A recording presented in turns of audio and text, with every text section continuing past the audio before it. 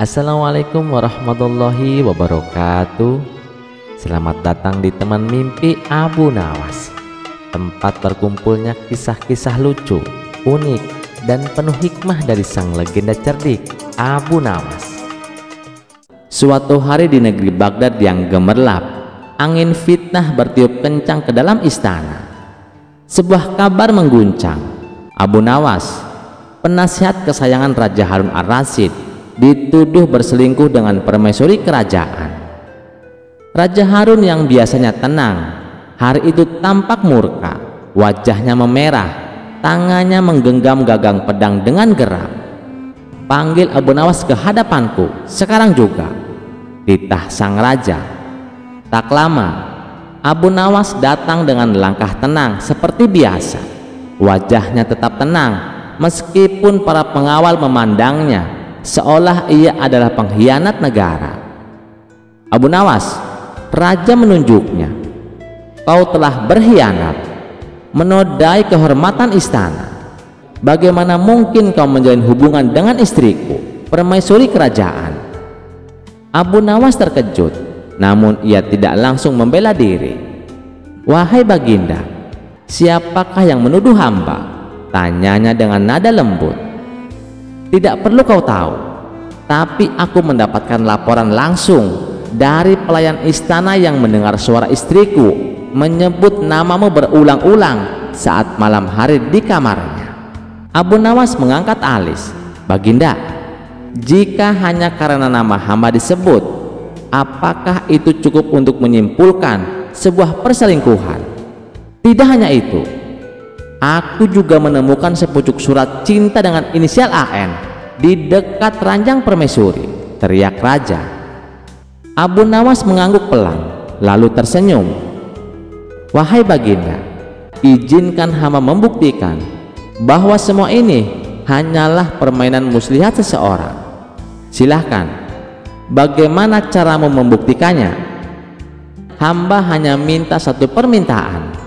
Gelar pengadilan terbuka di aula istana esok pagi. Hadirkan seluruh istana, pengawal, pelayan, dan semua saksi. Biarkan rakyat juga menyaksikan. Jika hamba bersalah, hamba rela dihukum mati. Tapi jika tidak terbukti hamba tidak bersalah, hamba minta agar pelakunya dihukum sesuai aturan istana." Raja setuju. "Baik, esok akan kita buktikan." Keesokan harinya, aula istana dipenuhi orang. Abu Nawas berdiri di tengah ruangan, sementara para pelayan, termasuk si penuduh, duduk di sisi kiri sang raja. Abu Nawas maju. "Wahai baginda, hamba hanya ingin bertanya satu hal kepada pelayan yang mengaku mendengar nama hamba disebut oleh permaisuri di malam hari.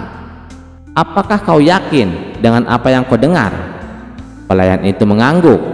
"Ya tuan, aku mendengar jelas." Abu Nawas, Abu Nawas." Abu Nawas tersenyum. "Apakah kau yakin itu suara permaisuri?" "Yakin," jawab pelayan. Abu Nawas mengangguk. Ia lalu membuka sebuah kain yang dibawanya. Di dalamnya ada seekor burung beo. "Wahai baginda, ini burung beo milik permaisuri. Ia sangat pandai meniru suara. Cobalah dengarkan." Abu Nawas lalu bersiul, dan si beo pun berkata, "Abu Nawas, Abu Nawas." Semua yang hadir tercengang. Abu Nawas menjelaskan, "Burung ini sering mendengar nama hamba disebut saat hamba memberi nasihat kepada baginda dan permaisuri. Mungkin sang permaisuri sering menyebut nama hamba saat berbincang dengan burung ini." Raja mulai bingung. Abu Nawas melanjutkan, "Dan mengenai surat cinta berinisial AN, perkenalkan hamba menunjukkan bukti lain." Ia mengeluarkan beberapa surat dari peti kecil, semuanya bertanda AN. Tetapi satu persatu ia buka, dan ia tunjukkan bahwa itu surat tugas dari istana. AN ternyata singkatan dari administrasi negara, bukan nama dirinya. Semua orang terdiam. Wajah raja mulai memerah Kali ini bukan karena marah, tetapi karena malu. Aku terlalu terburu-buru menilai, ujar raja dengan suara menyesal. Abu Nawas membungkuk sopan. Hamba tidak marah, Baginda. Fitnah adalah ujian, tapi kebenaran akan selalu menemukan jalannya. Raja Harun bangkit dari tahtanya, turun dan memeluk Abu Nawas. Maafkan aku, sahabatku. Hari ini kau menyelamatkan bukan hanya dirimu, tapi juga nama baik istana. Abu Nawas hanya tersenyum, dan semoga pelakunya segera mengaku, atau Allah akan membuka tabirnya sendiri. Beberapa hari kemudian, pelayan yang memfitnah mengaku telah dibayar oleh pejabat iri hati kepada Abu Nawas, dan pejabat itu pun dihukum sesuai hukum kerajaan. Sejak hari itu, Raja Harun semakin percaya kepada Abu Nawas. Ia belajar bahwa keadilan bukan datang dari prasangka, tapi dari akal sehat dan kesabaran. Dan bagi Abu Nawas, kebenaran tetaplah cahaya yang tak bisa disembunyikan oleh bayang-bayang fitnah. Cerita selanjutnya dikisahkan, di kampung seberang ada seorang rahib yang terkenal religius. Masyarakat di sana menganggap sang rahib dapat mengetahui hal-hal yang gaib. Tak pelak, ia menjadi panutan warga.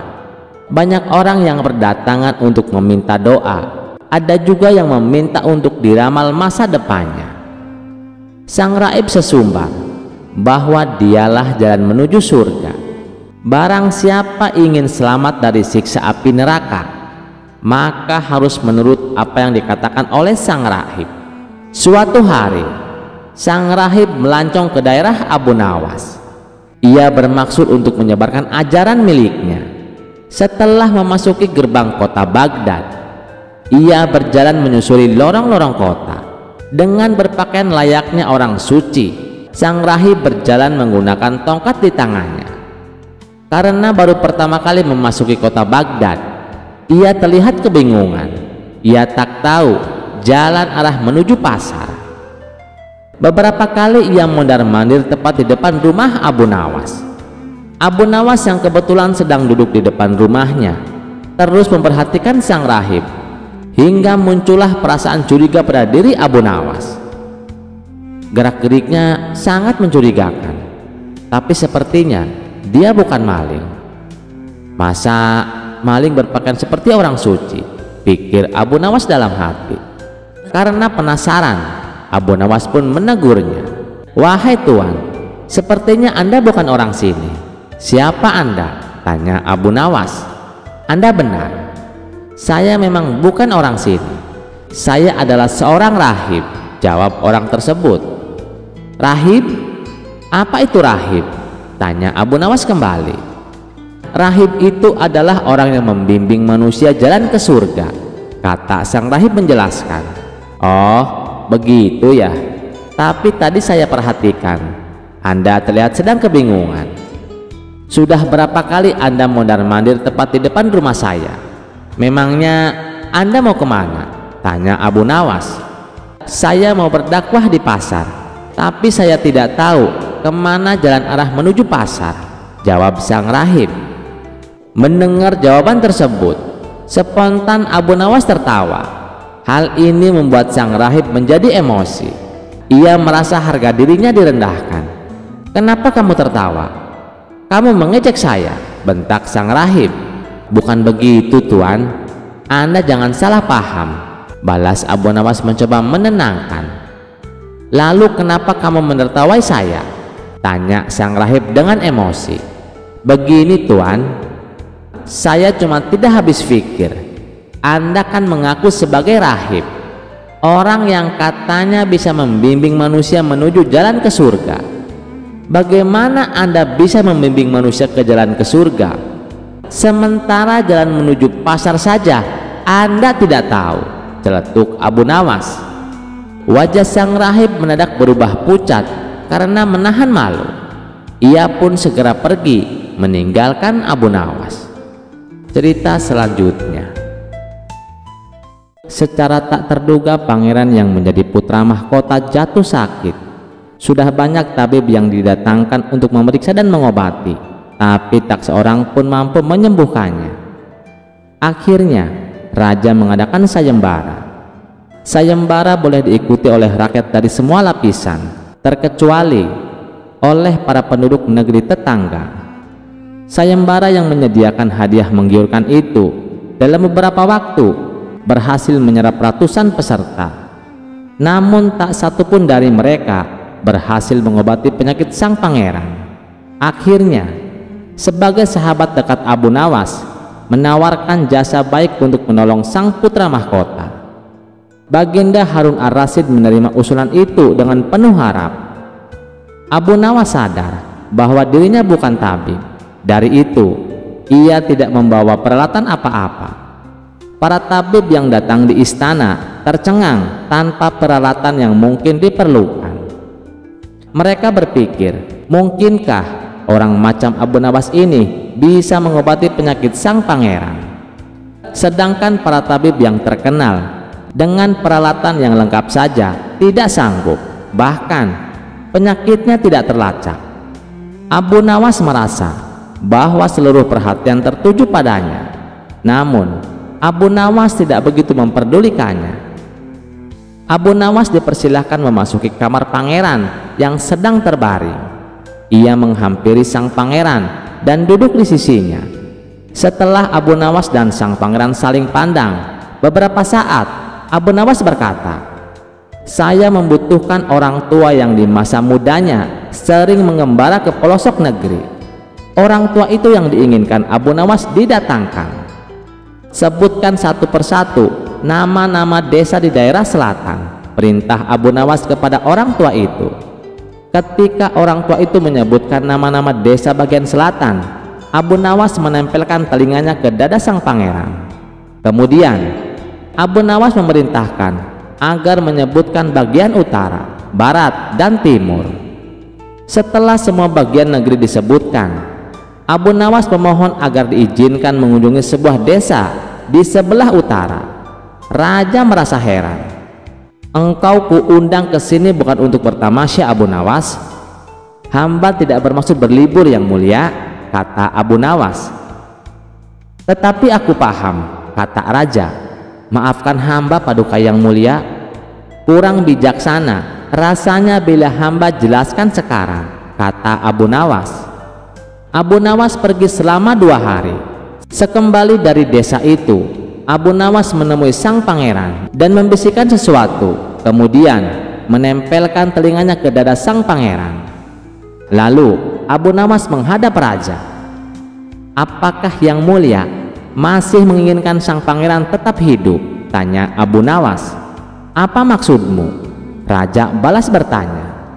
"Sang pangeran sedang jatuh cinta pada seorang gadis desa di sebelah utara negeri ini," kata Abu Nawas menjelaskan. "Bagaimana kau tahu?" Ketika nama-nama desa di seluruh negeri disebutkan, tiba-tiba detak jantungnya bertambah keras ketika mendengar nama sebuah desa di bagian utara negeri ini. Dan sang pangeran tidak berani mengutarakannya kepada baginda. "Lalu apa yang harus aku lakukan?" tanya raja. "Mengawinkan pangeran dengan gadis desa itu. Kalau tidak, tawar raja ragu-ragu. "Cinta itu buta, Baginda. Bila kita tidak berusaha mengobati kebutaannya, maka ia akan mati." Rupanya saran Abu Nawas tidak bisa ditolak. Sang pangeran adalah putra satu-satunya yang merupakan pewaris tunggal kerajaan. Abu Nawas benar. Begitu mendengar persetujuan sang raja, sang pangeran berangsur-angsur pulih. Sebagai tanda terima kasih, raja memberikan Abu Nawas sebuah cincin permata yang amat indah. Cerita selanjutnya. Di suatu pagi yang cerah, Baginda Raja duduk santai sendirian di taman istana. Ia tengah menikmati udara pagi sambil menghisap sebatang rokok yang baru saja diterimanya dari negeri jauh. Bungkus rokoknya mewah, berwarna emas, dan aroma asapnya wangi sekali. seperti campuran cendana dan rempah-rempah. Tiba-tiba dari kejauhan muncul Abu Nawas, berjalan santai menuju taman. "Selamat pagi tuanku," sapa Abu Nawas sopan. "Ah, Abu Nawas, kemarilah, duduklah di sampingku. Udara pagi ini terlalu nikmat untuk dinikmati sendirian," ujar Baginda sambil tersenyum lebar. Abu Nawas duduk, lalu melirik ke arah rokok yang sedang diisap Baginda. "Rokok tuanku terlihat istimewa sekali," kata Abu Nawas penasaran. Baginda tertawa kecil dan mengeluarkan bungkus rokok baru dari sakunya. "Ini rokok merek baru kudapat dari negeri jauh.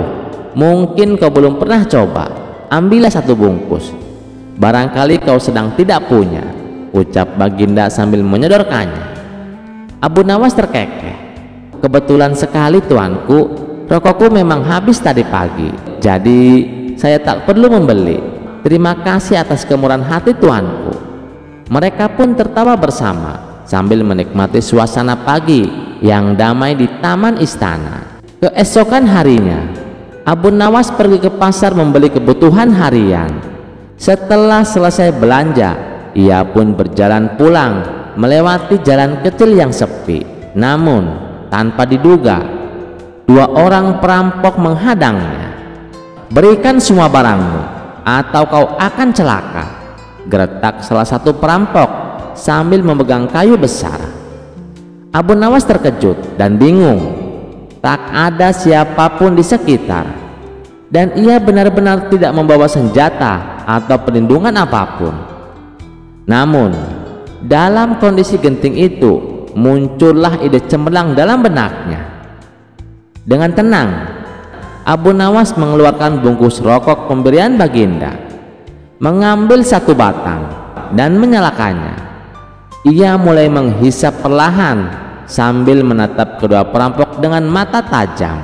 Lalu sambil menghembuskan asap, Abu Nawas berkata, "Semalam kau mencuri uang ibumu yang sedang sakit, bukan?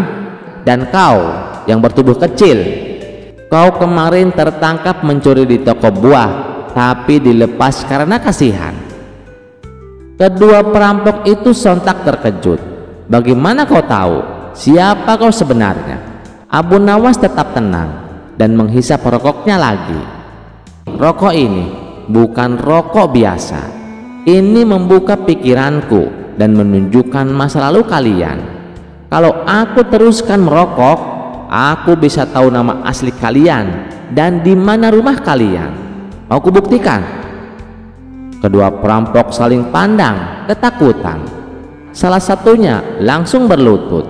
"Maafkan kami tuan, kami tidak tahu siapa Anda. Tolong jangan bongkar semuanya. Pergilah kalian sebelum aku menyebut nama ayah kalian di depan umum," kata Abu Nawas pelan tapi tegas. Tanpa pikir panjang, kedua perampok langsung kabur seperti dikejar macan. Beberapa hari kemudian, Abu Nawas kembali menemui Baginda di taman istana. "Bagaimana rokok dari negeri jauh itu, Abu Nawas?" tanya Baginda sambil tersenyum. Abu Nawas tertawa kecil. "Rokok itu sangat bermanfaat tuanku, bukan hanya menghilangkan stres, tapi juga menyelamatkanku dari perampok." Baginda terkejut. "Masa bisa begitu?" Abu Nawas mengangguk. "Ternyata jika kita bisa tetap tenang dan berbicara dengan yakin, orang akan percaya apapun yang kita katakan. Rokok itu hanyalah alat, yang penting akal sehat dan keberanian."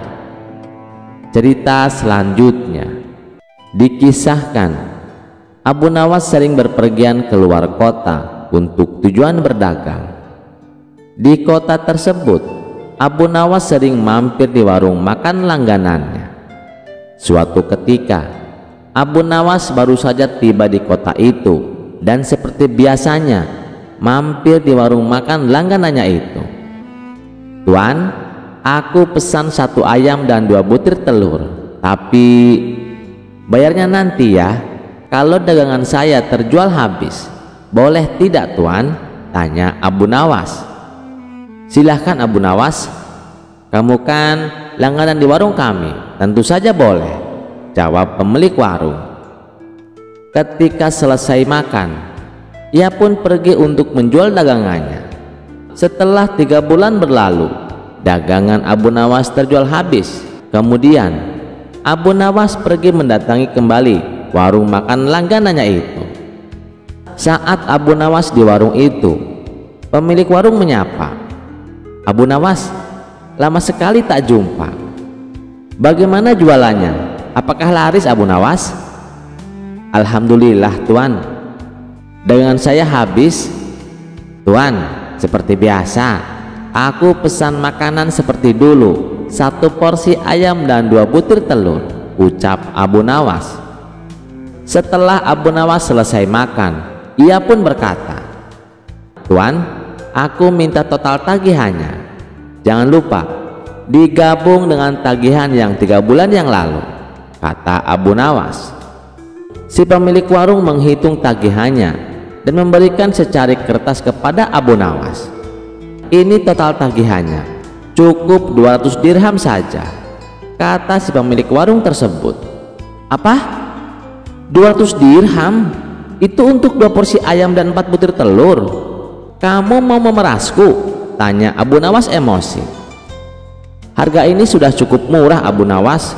Coba kau pikir, ayam yang kau makan sejak 3 bulan yang lalu, jika setiap harinya dia bertelur, maka akan menghasilkan ayam-ayam yang banyak. Jika dijual akan menghasilkan ribuan dirham. Tapi aku hanya menyuruhmu membayar 200 dirham saja," kata si pemilik warung.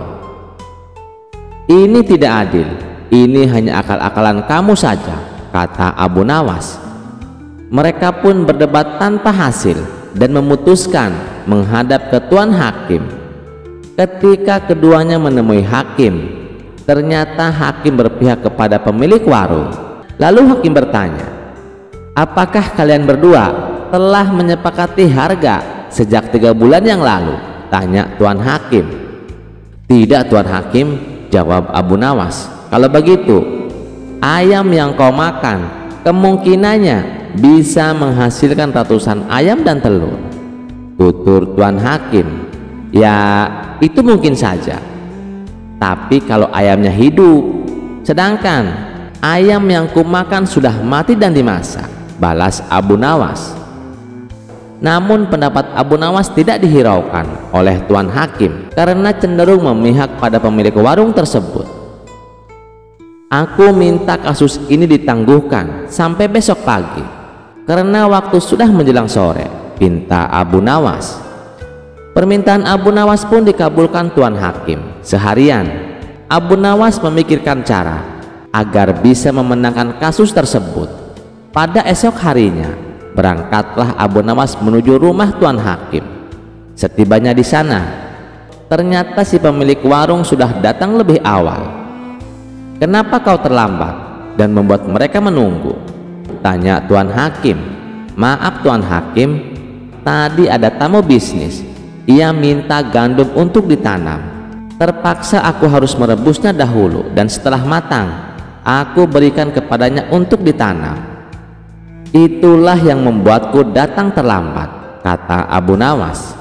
Mendengar itu, Tuan Hakim dan pemilik warung menertawakan Abu Nawas. Lalu dengan dada mengejek si pemilik warung berkata kepada Abu Nawas, "Luar biasa, aku baru dengar ada biji gandum yang sudah direbus, ditanam dan kemudian bisa tumbuh." Tuan Hakim dan pengacara tertawa terpingkal-pingkal. Setelah tawa mereka reda, Abu Nawas kemudian berkata, "Itu memang aneh. Tetapi kenapa kalian tidak tertawa ketika ada ayam yang sudah dimasak, dapat bertelur dan berkembang biak, lalu dipatok harga sebesar 200 dirham," kata Abu Nawas. Spontan Tuan Hakim dan pengacara tersebut terdiam. Tak sepatah kata pun keluar dari mulut mereka. "Kenapa kalian terdiam? Apakah harus aku yang tertawa?" tanya Abu Nawas. Wajah mereka berdua langsung pucat pasi, dan setelah terdiam agak lama, Abu Nawas pun keluar, dan akhirnya Abu Nawas dapat lolos dari siasat licik si pemilik warung tersebut. Cerita selanjutnya, karena dianggap hampir membunuh Baginda, maka Abu Nawas mendapat celaka. Dengan kekuasaan yang absolut, Baginda memerintahkan prajurit-prajuritnya langsung menangkap dan menyeret Abu Nawas untuk dijebloskan ke penjara. Waktu itu Abu Nawas sedang bekerja di ladang karena musim tanaman kentang akan tiba. Ketika para prajurit kerajaan tiba, ia sedang mencangkul, dan tanpa alasan yang jelas mereka langsung menyeret Abu Nawas sesuai dengan titah Baginda. Abu Nawas tidak berkutik, kini ia mendekam di dalam penjara. Beberapa hari lagi kentang-kentang itu harus ditanam, sedangkan istrinya tidak cukup kuat untuk melakukan pencangkulan. Abu Nawas tahu bahwa tetangga-tetangganya tidak akan bersedia membantu istrinya, sebab mereka juga sibuk dengan pekerjaan mereka masing-masing. Tidak ada yang bisa dilakukan di dalam penjara kecuali mencari jalan keluar. Seperti biasa, Abu Nawas tidak bisa tidur dan tidak enak makan. Ia hanya makan sedikit. Sudah 2 hari ia meringkuk di dalam penjara, wajahnya murung. Hari ketiga Abu Nawas memanggil seorang pengawal.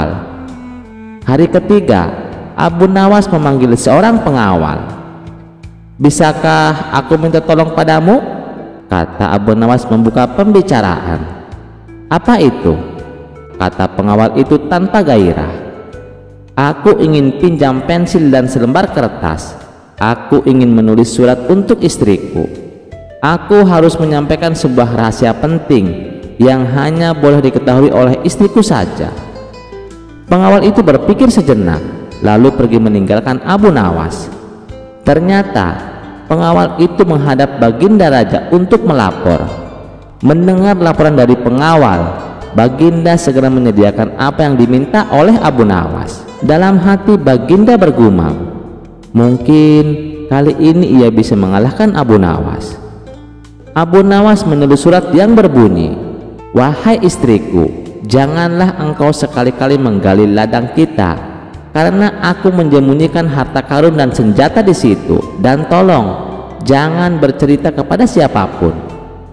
Tentu saja surat itu dibaca oleh Baginda karena beliau ingin tahu apa sebenarnya rahasia Abu Nawas. Setelah membaca surat itu, Baginda merasa puas dan langsung memerintahkan beberapa pekerja istana untuk menggali ladang Abu Nawas. Dengan peralatan yang dibutuhkan, mereka berangkat dan langsung menggali ladang Abu Nawas. Istri Abu Nawas merasa heran, mungkinkah suaminya minta tolong pada mereka? Pertanyaan itu tidak terjawab karena mereka kembali ke istana tanpa pamit. Mereka hanya menyerahkan surat Abu Nawas kepadanya.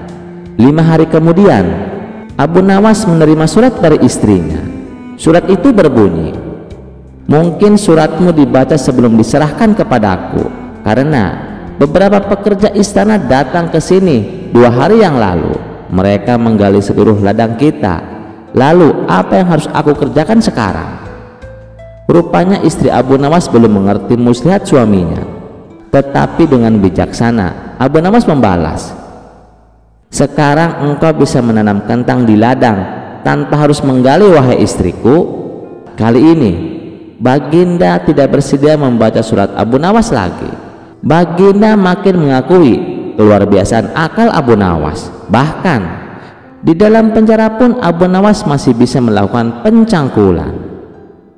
Cerita selanjutnya, pada suatu hari raja mengundang Abu Nawas dan istrinya dalam acara jamuan makan malam megah, memperingati 50 tahun pernikahan raja dan ratu. Undangan itu begitu istimewa dan Abu Nawas tahu ia harus datang bersama istrinya, sang delima merah, wanita cantik bersahaja yang selalu mengenakan cadar. "Aku ingin kau tampil anggun malam ini, istriku," kata Abu Nawas dengan lembut. "Buatlah semua orang terkagum, tapi ingat, kecantikanmu adalah anugerah, bukan tontonan." Sang istri tersenyum manis, menuruti dengan anggun. Tak ada yang menyangka malam itu akan jadi awal dari kecanggungan besar di istana. Tibalah mereka di istana. Suasana megah, meriah, dan penuh canda tawa. Raja yang biasanya dingin dan berwibawa langsung berdiri saat melihat Abu Nawas datang. Tapi jelas bukan Abu Nawas yang menarik perhatiannya. Mata raja terpaku pada istrinya. Acara pun berlangsung lancar hingga tiba-tiba angin malam bertiup kencang dan tanpa sengaja menerbangkan cadar istri Abu Nawas. Seketika semua terdiam. Wajah sang istri yang elok terpampang jelas. Para tamu terkesima, termasuk sang raja. Tapi cepat-cepat Abu Nawas menutupi wajah istrinya lagi. Dengan tenang ia berkata kepada raja, "Baginda, apa yang akan Anda lakukan jika melihat harta karun milik orang lain bersinar terang di depan mata?" Raja tersenyum kecil dan menunduk. "Tentu saya tak akan mengambilnya." Abu Nawas mendekat lalu berbisik, "Itulah kenapa Baginda, harta seindah ini saya simpan rapat, karena yang tak punya hak seringkali tergoda untuk berbuat serakah." Raja tersentak malu, tapi ia masih menahan diri. Beberapa hari kemudian, raja menyampaikan keinginannya untuk berkunjung ke rumah Abu Nawas. Hatinya tak tenang. Pesona istri Abu Nawas telah menghantui baginda raja.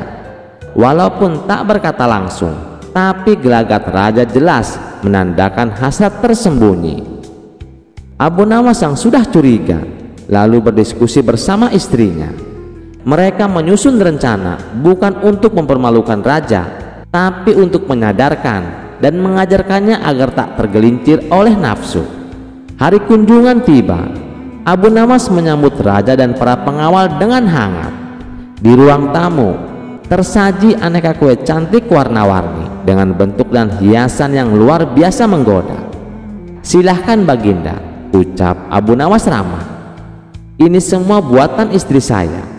Raja langsung menyantap. 1, 2, 3 hingga hampir semua dicicipi. Bentuknya berbeda-beda," ujar raja, "tapi rasanya hampir sama. Dari apa ini dibuat?"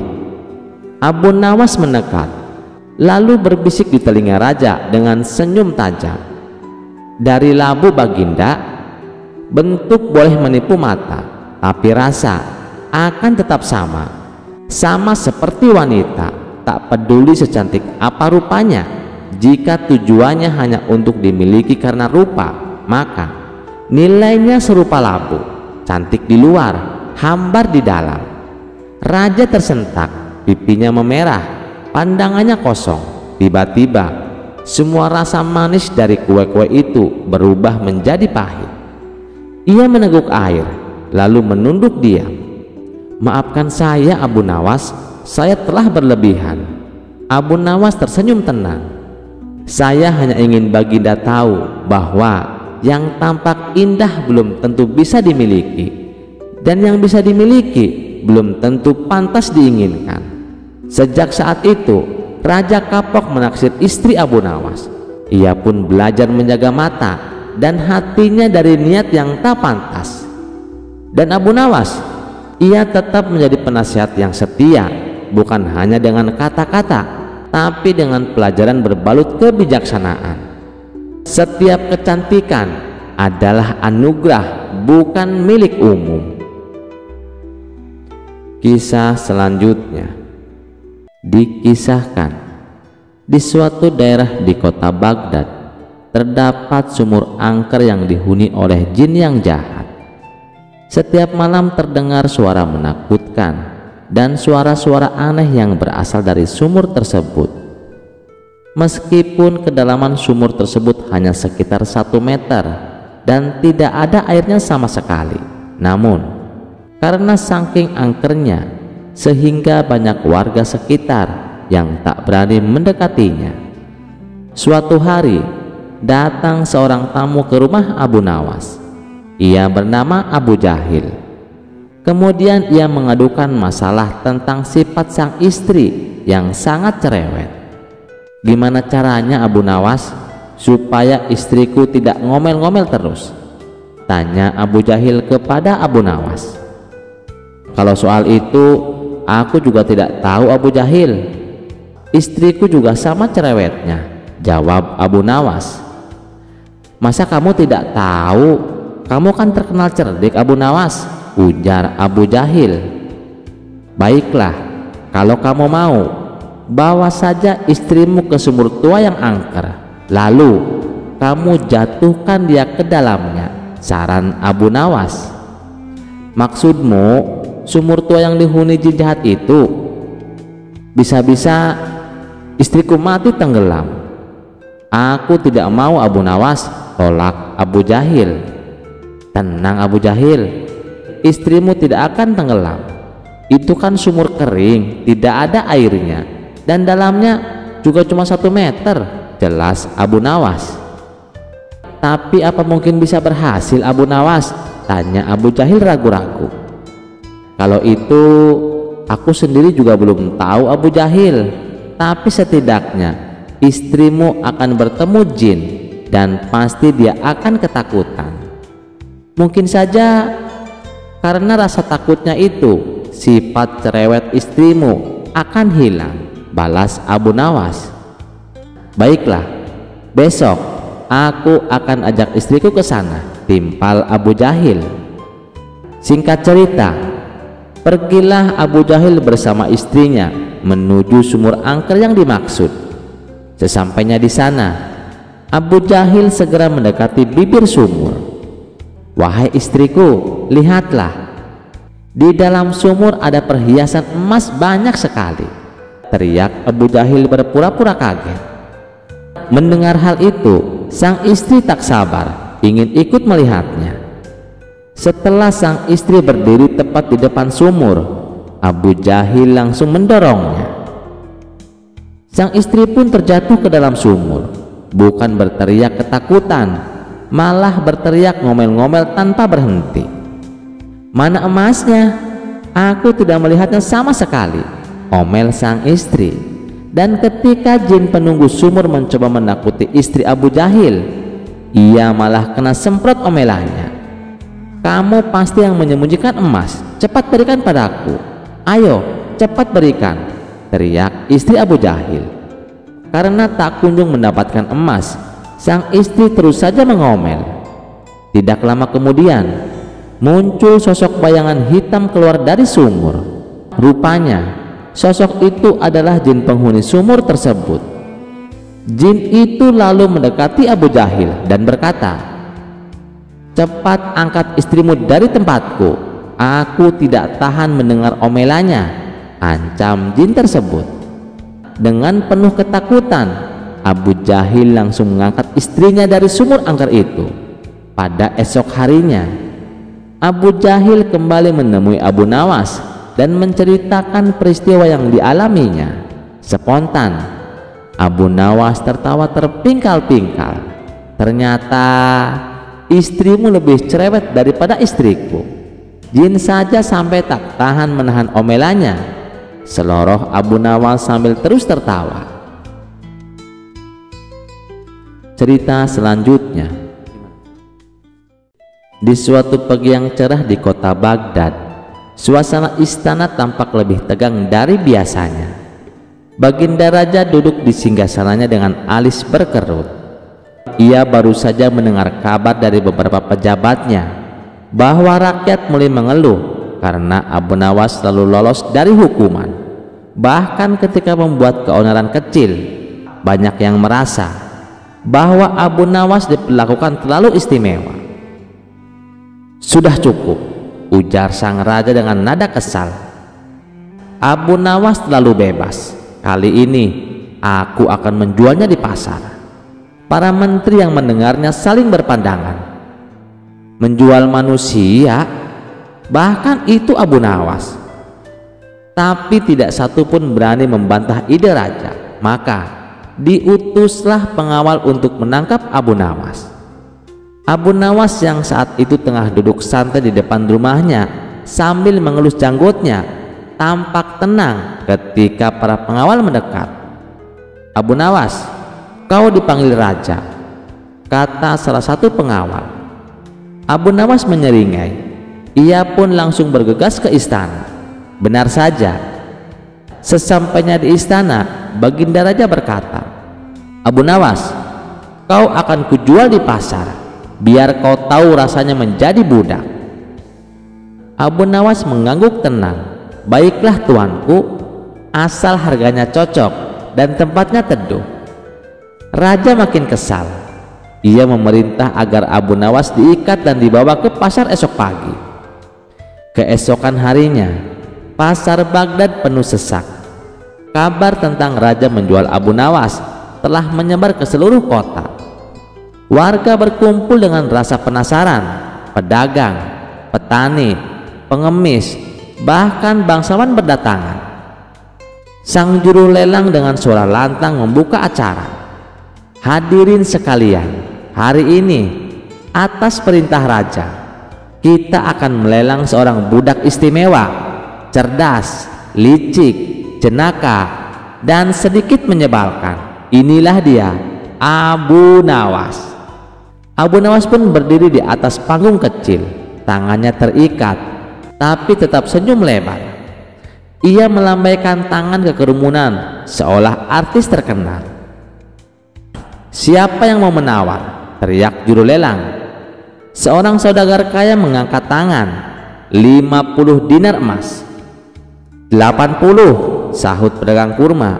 100 dinar, ujar seorang janda tua dengan suara lantang.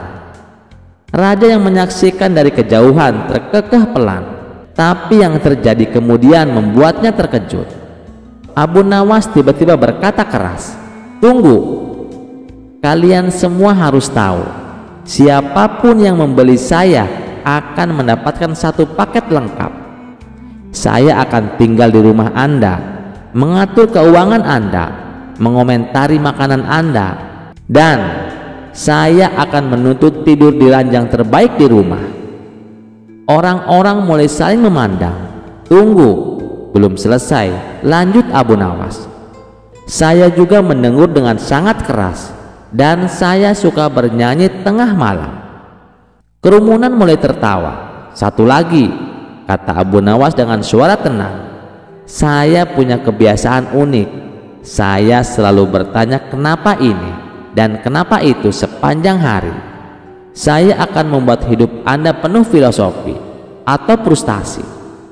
Saudagar yang menawarkan 100 dinar langsung mundur. Janda tua pura-pura batuk dan pergi. Pedagang kurma berbisik ke istrinya, "Untung belum dibayar." Raja terperanjat. "Apa maksudnya ini?" Juru lelang bingung. Apa ada yang masih ingin menawar?" Tiba-tiba Abu Nawas berseru, "Saya punya ide. Karena tidak ada yang mau membeli saya, bagaimana kalau saya yang akan membeli diri saya sendiri?" Orang-orang tertawa keras. Bahkan beberapa pengawal nyaris tak bisa menahan senyum. Abu Nawas lalu berteriak, "Aku tawar diriku sendiri 1 dinar perak." 2 dinar, kata seorang anak kecil ikut-ikutan. 5 dinar, dengan syarat aku tidak perlu pulang dengannya, canda seorang lelaki tua. Pasar berubah menjadi panggung hiburan. Baginda Raja menutupi wajahnya dengan jubah antara malu dan tertawa. Abu Nawas memandang ke arah Baginda Raja lalu membungkuk, "Wahai tuanku, apakah kau sekarang ingin aku lanjut dijual atau aku kembali ke istana sebagai penasihat lucumu?" Raja akhirnya bangkit dari tempat duduknya dan berkata, "Cukup Abu Nawas, kau berhasil lagi mengubah hukuman menjadi pesta." Abu Nawas mengangkat alis. "Apakah itu berarti saya dapat bonus tuanku?" Raja tak kuasa menahan tawa.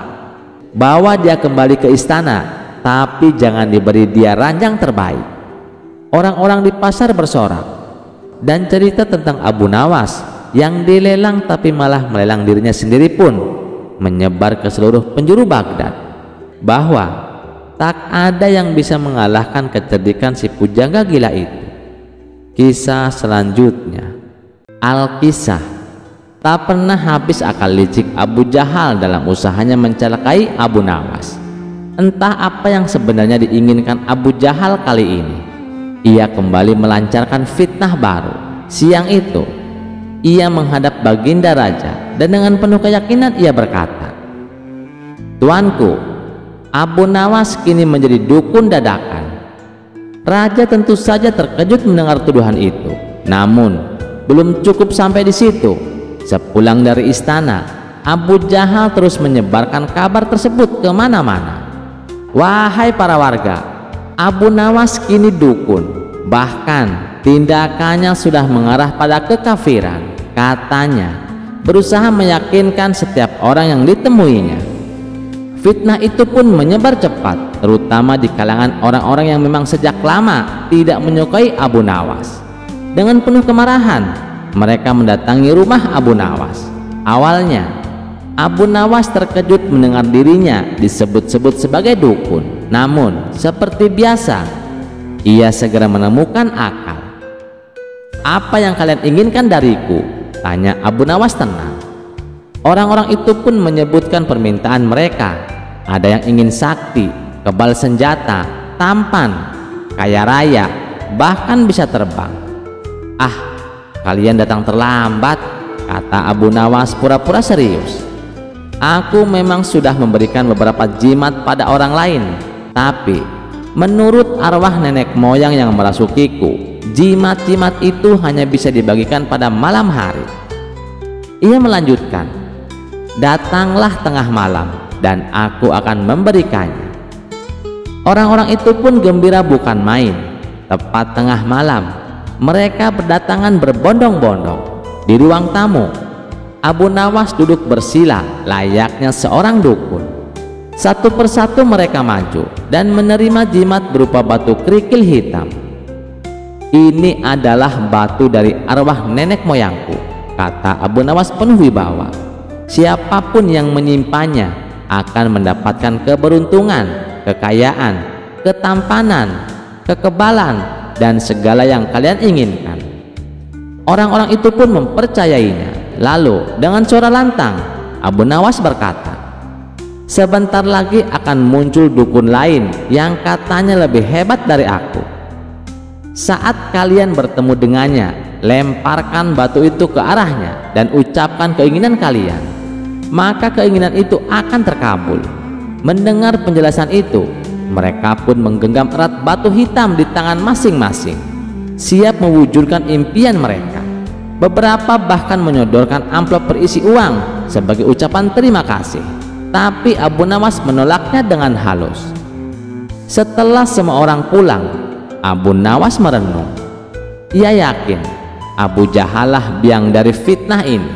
"Baiklah," katanya dalam hati, "siapa menggali lubang, dia sendiri yang akan jatuh ke dalamnya." Hari demi hari, nama Abu Nawas sebagai dukun sakti semakin terkenal. Banyak orang datang dan memberinya uang, tapi ia selalu menolaknya sambil berselorong. "Sekarang hamba lebih kaya dari baginda raja. Sekeranjang uang emas hamba terima setiap hari hanya karena jadi dukun." Berita itu pun sampai ke telinga Abu Jahal. Ia marah besar. "Kurang ajar, maksudku agar Abu Nawas dijauhi rakyat dan raja, kok malah jadi kaya raya?" Dengan hati yang penuh iri, Abu Jahal akhirnya memutuskan untuk meniru Abu Nawas. Ia menyuruh orang-orangnya menyebarkan kabar bahwa dirinya kini menjadi dukun hebat. Kabar itu pun sampai ke telinga orang-orang yang sebelumnya menerima batu jimat dari Abu Nawas. Ketika Abu Jahal keluar dengan pakaian ala dukun dan berdiri di halaman rumah, orang-orang itu sudah siap. Mereka berbondong-bondong datang, lalu secara serempak mengeluarkan batu kerikil hitam dan melemparkannya ke arah Abu Jahal sambil berteriak, "Aku ingin kaya, aku ingin kebal, aku ingin gagah dan tampan." Abu Jahal panik bukan main. Iya, sahutnya sambil berusaha menghindari lemparan batu. Ia lari terbirit-birit masuk ke dalam rumah. Sementara orang-orang terus melempari rumahnya sambil bersorak-sorai. Setelah puas, mereka pulang dengan wajah gembira. Tinggallah Abu Jahal yang bingung dan heran, mengapa bisa dirinya malah dilempari. Dari kejauhan, Abu Nawas hanya tersenyum. Ia bukan senang melihat Abu Jahal dipermalukan, tapi ia berharap kejadian itu bisa menyadarkan sang menteri agar berhenti menyebarkan kebencian dan fitnah. Kisah selanjutnya. Pada suatu pagi yang cerah di kampung Abu Nawas, suasana tiba-tiba menjadi gempar. 3 orang asing datang dengan gaya angkuh dan wajah penuh percaya diri. Mereka dikenal sebagai orang-orang pintar dari negeri seberang, tapi sayangnya kepintaran mereka selalu dipakai untuk menyombongkan. Di mana orang paling cerdik di kampung ini? Tanya salah satu dari mereka sambil membusungkan dada. Penduduk pun ketar-ketir. Mereka ingin mengusir ketiga orang itu, tapi tidak tahu bagaimana caranya. Lalu mereka sepakat memanggil satu-satunya orang yang bisa menghadapinya, yaitu Abu Nawas. Abu Nawas setuju. Dengan senang hati ia akan mengadu kepintaran dengan 3 orang yang dikenal cerdik tersebut. Abu Nawas pun datang ke lapangan desa, tempat semua orang berkumpul untuk menyaksikan adu otak. Ketiga orang sombong itu sudah menunggu sambil menyeringai. Orang pertama maju dan bertanya dengan nada mengejek, "Wahai Abu Nawas yang terkenal cerdik, di manakah pusat bumi sebenarnya?" Abu Nawas hanya tertawa kecil, lalu menjawab dengan tenang, "Pusat bumi? Ya, tentu saja ada di bawah kakiku ini." Ketiga orang itu langsung ribut. "Tidak mungkin, mana buktinya?" Abu Nawas tetap tersenyum. "Kalau tak percaya, silahkan ukur sendiri dari ujung dunia ke tempat ini. Kalian akan tahu dan aku tidak salah." Si penanya terdiam, tidak bisa membantah. Orang kedua maju dengan pertanyaan baru, "Kalau begitu, berapakah jumlah bintang di langit?" Abu Nawas melirik keledai yang selalu menemaninya, lalu berkata, "Jumlah bintang di langit sama persis dengan jumlah bulu di tubuh keledaiku ini." "Mana mungkin, kau hanya mengarang, Abu Nawas," seru mereka. "Kalau tidak percaya, silahkan hitung sendiri bulu keledaiku satu persatu," jawab Abu Nawas kalem. Penduduk yang menonton tertawa terbahak-bahak, sadar kalau 2 temannya sudah dipermalukan. Orang ketiga yang paling galak maju ke depan, kesal mendengar jawaban Abu Nawas. Orang ketiga dari kawanan itu lalu mengajukan pertanyaan kepada Abu Nawas. "Abu Nawas, Anda tahu bulu keledai? Coba berapa jumlah bulu yang ada di keledai itu?" tanya orang ketiga tersebut. Abu Nawas hanya tertawa cekakak-cekikik. Ia menganggap pertanyaan dari ketiga orang itu tidak kreatif karena semua pertanyaannya sama, yakni menanyakan jumlah bulu ekor keledai ini sama dengan jumlah rambut yang ada di janggut Anda. Kalau tidak percaya, silahkan cabut satu persatu, ucap Abu Nawas. Sadar jika bulu jenggot dicabut satu persatu akan sakit, maka orang ketiga itu langsung terdiam dengan jawaban Abu Nawas. Ketiga orang itu ingin membalasnya, tapi mereka tidak tahu apa yang harus ditanyakan lagi, karena ternyata Abu Nawas lebih cerdik daripada dirinya. Cerita selanjutnya. Suatu hari nasib buruk menimpa Abu Nawas. Rumah tua yang selama ini ia tinggali roboh akibat hujan deras dan angin kencang. Abu Nawas kehilangan tempat tinggalnya. Seluruh harta bendanya pun lenyap tanpa sisa. Ia butuh rumah baru dan ia tahu tidak ada orang lain yang cukup kaya untuk membantunya selain Baginda Raja. Sayangnya, meminta bantuan secara langsung bukanlah pilihan yang memungkinkan. Ia tahu Baginda Raja memang murah hati, namun Ia juga dikenal sebagai sosok yang sangat bangga diri, sombong, dan percaya takdir serta ramalan. Maka Abu Nawas pun mulai menyusun rencana liciknya. Malam itu Abu Nawas duduk termenung di bawah langit penuh bintang. Ia berpikir, lalu tersenyum penuh arti. Aha, kalau Baginda Raja suka ramalan, kenapa tidak kubuat ramalan khusus untuknya? Ia segera mengarang sebuah kisah mimpi mistis penuh simbol, pesan langit, dan tentu saja rumah mewah. Keesokan harinya, dengan jubah compang-camping tapi gaya berjalan bak bangsawan, Abu Nawas masuk ke istana. Ia berpura terengah-engah, seakan baru terbangun dari mimpi panjang yang mengguncang hidupnya. "Wahai Baginda Raja," kata Abu Nawas dengan suara berat dan penuh drama, "aku datang membawa kabar dari langit." Sultan yang tengah bersantai mendongak penasaran. "Apa maksudmu, Abu Nawas?" Abu Nawas melanjutkan, "Maaf Baginda, semalam aku bermimpi didatangi 7 malaikat dan 1 jin penjaga takdir. Mereka berkata bahwa keberlangsungan kerajaanmu bergantung pada sebuah rumah megah yang dibangun sesuai kemuliaan namamu." Sultan terbelalak. "Rumah? Benar Baginda, rumah itu harus dibangun dengan taman yang menghadap ke arah matahari terbit. Tiangnya dari kayu cedar pilihan dan jendelanya menghadap ke arah bintang keberuntunganmu, Buruj Al-Mu'azzam. Jika tidak, wahai Baginda, rezekimu akan menurun dan kerajaan bisa kehilangan kejayaan."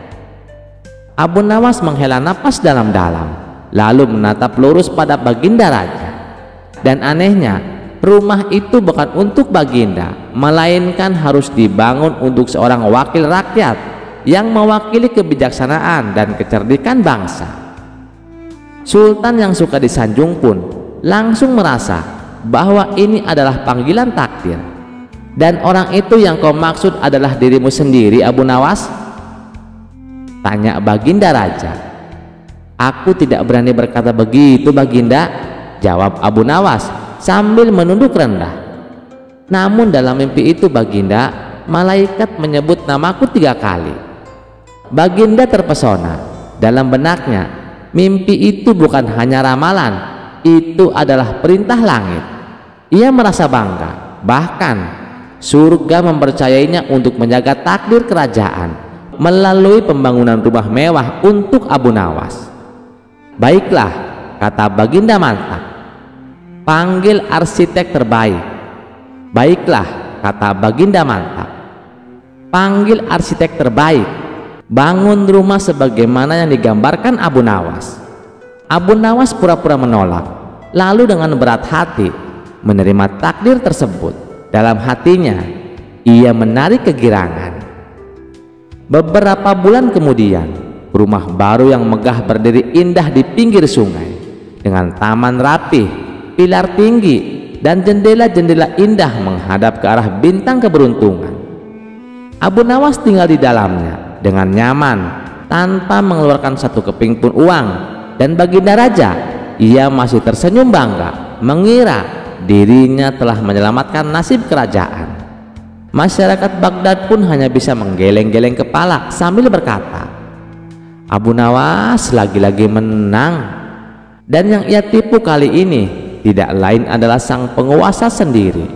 Kisah ini kembali membuktikan bahwa kecerdikan dapat mengalahkan kekuasaan. Dengan 1 mimpi palsu dan sejuta kepandaian, Abu Nawas berhasil mendapatkan rumah mewah tanpa harus membayar. Sementara Baginda Raja yang terlalu percaya pada mimpi dan sanjungan menjadi korban dari permainan sang penipu ulung. Apakah Abu Nawas akan terus berhasil dengan tipu dayanya? Mari kita simak kisah selanjutnya.